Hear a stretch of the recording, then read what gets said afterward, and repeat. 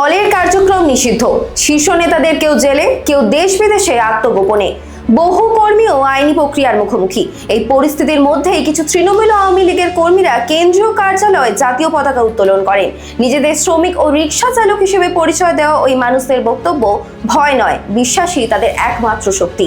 তাদের একজন মাহা আলম, পেশায় একজন রিক্সা চালক, যার সঙ্গে কথা বলেছে আমাদের প্রতিনিধি দল। মূলত আমরা আওয়ামী লীগের একজন সাধারণ কর্মী এবং আওয়ামী লীগের সাপোর্টার। আওয়ামী লীগের সাপোর্টারে বা একজন আওয়ামী লীগের কর্মী কাউকে সাহস দেওয়া লাগে না। তারা সাহস নিয়েই জন্মায়, সাহস নিয়েই তারা জন্মগ্রহণ করে। এবং কি আওয়ামী লীগের একজন কর্মী মানে বুলেট, আওয়ামী লীগের একজন সাপোর্টার মানে হিরোশিমা।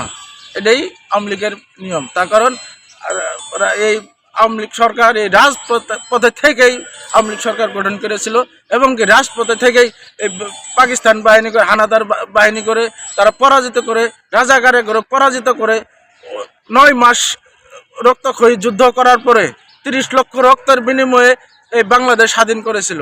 এবং কি 2 লক্ষ মা বোনের ইজ্জতের দিয়ে তারা এই বাংলাদেশ স্বাধীন করেছিল। তাহলে এই বাংলাদেশের মধ্যে আওয়ামী লীগের লোক পার্টি অফিসে যাবে না তো কারা যাবে?